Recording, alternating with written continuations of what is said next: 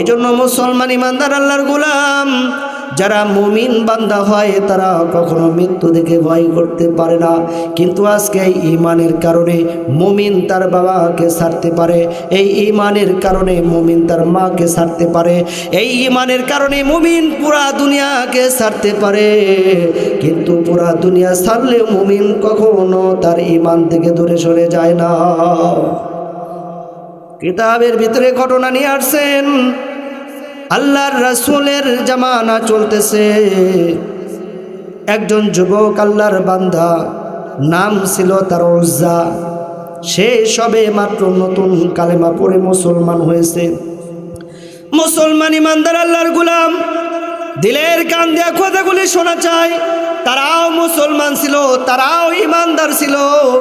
তাদের ইমানের কোয়ালিটি কি পরিমাণ ছিল আর আমাদের ইমানের কি অবস্থা হয়েছে এটা আমাদেরকে পার্থক্য করতে হবে।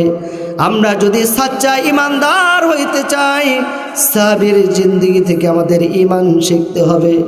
উজ্জা যখন কালেমা পড়ে মুসলমান হয়েছে, তার বাবা দুনিয়া থেকে চির বিদায় নিয়ে অন্ধকার কবরে চলে গেছে। অভিভাবক হিসাবে তার চাচা ছিল। চাচা কেমনে যেন টের পাইছে উজ্জা কালেমা পড়ে মুসলমান হয়ে গেছে। ডাক দে বলতেছে, ভাতিজা তুমি নাকি মুহাম্মাদের কাছে গিয়া কালেমা পড়ে মুসলমান হয়েছো। উজ্জা ডাক দে বলতেছে, চাচা যান, যেহেতু আপনি শুনে ফেলেছেন, আপনার কাছে গোপনের কোনো বিষয় নয়। আমার নাম ছিল উজ্জা। কালেমা পড়ার পরেই আল্লাহর রাসূল আমার নাম রেখেছে আব্দুল্লাহ।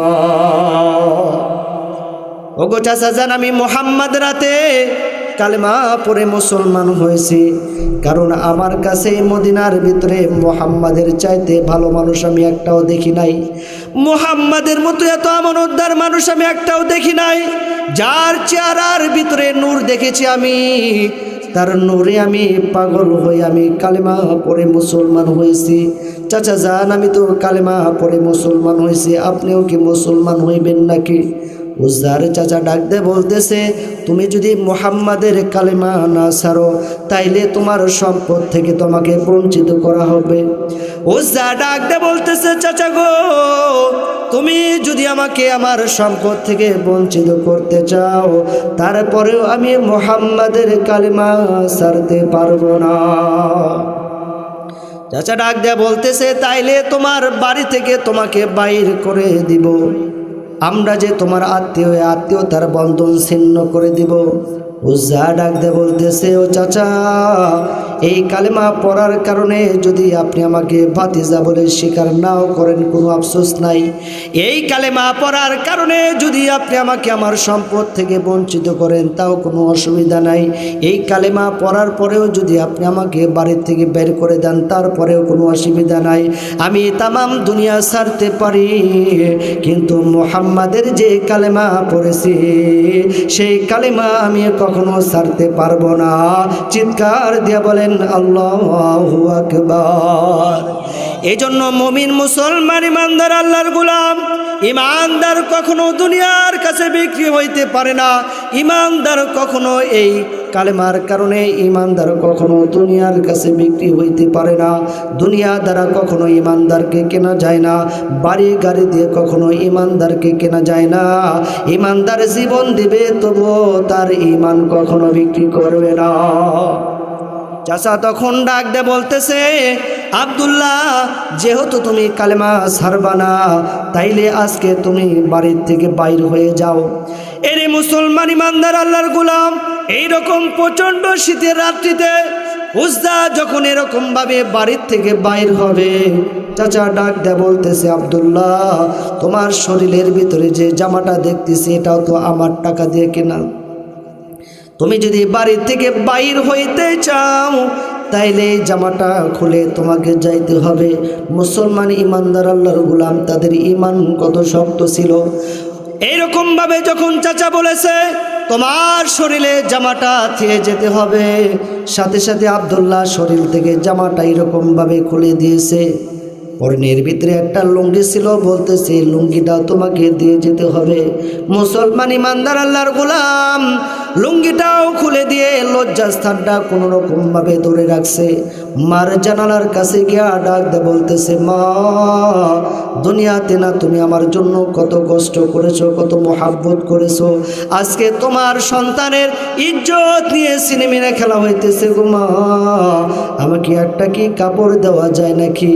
দুঃখিনী মা যখন সন্তানের কথা শুনেছে, ঘরের ভিতর থেকে একটা পুরাতন কম্বল এরকমভাবে আব্দুল্লাহকে দিয়ে দিয়েছে।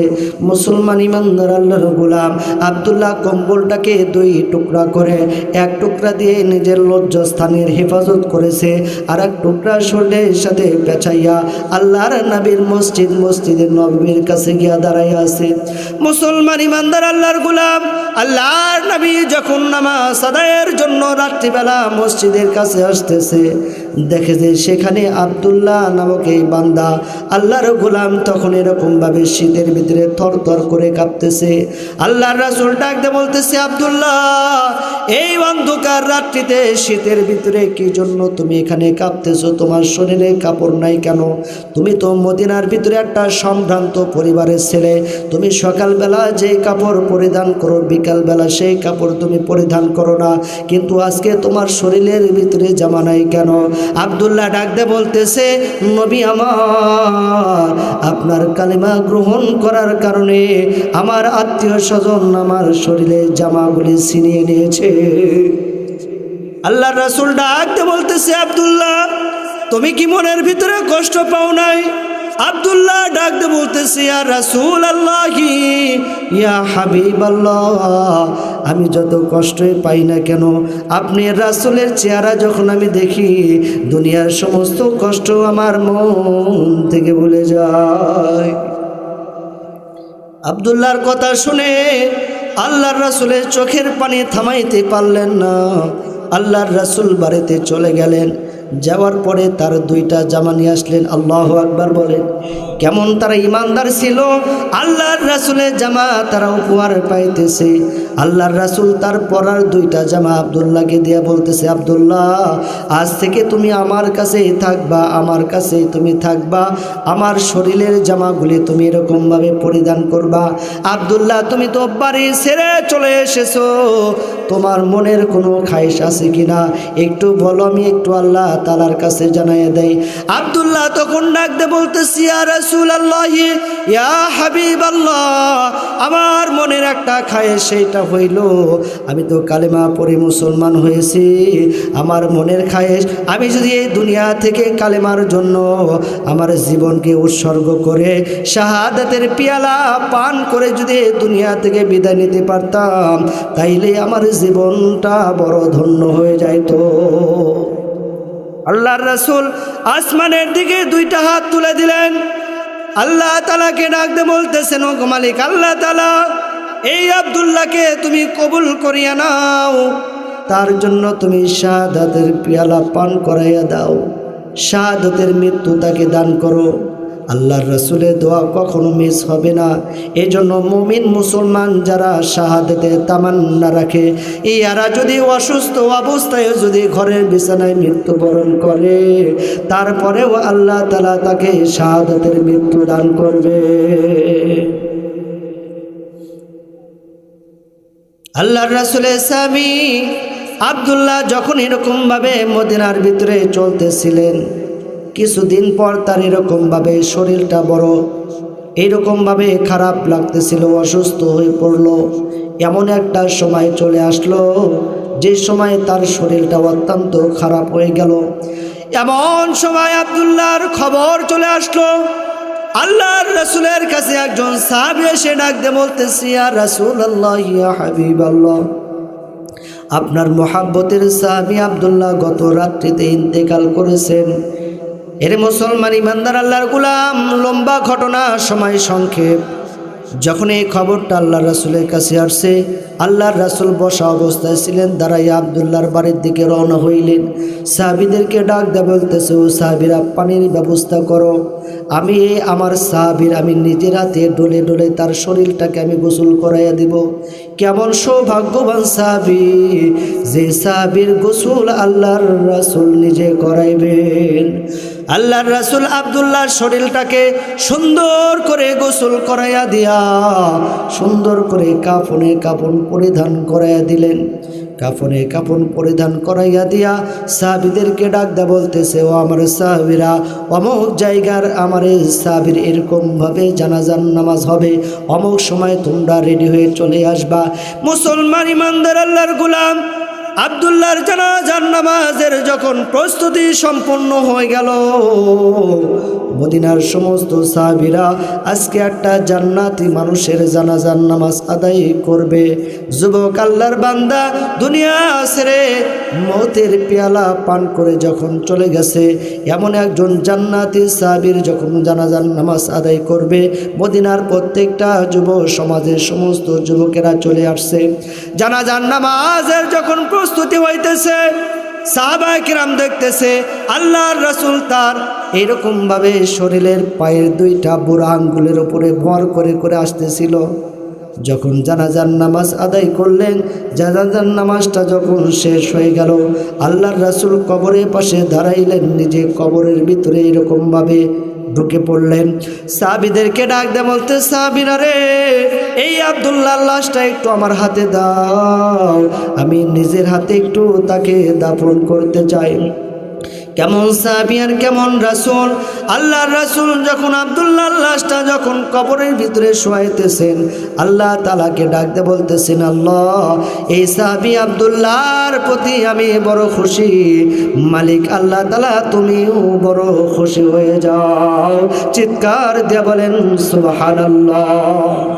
সাহাবীরা লক্ষ্য করলেন আল্লাহর রাসূলের চোখ দিয়ে টপ টপ করে চোখের পানিগুলি কবরের ভিতরে পড়তেছিল, আর এই মোনাজাতের ভিতরে আল্লাহর রাসূল মুস্কি মুস্কি হাসতেছিল। সুবহানাল্লাহ।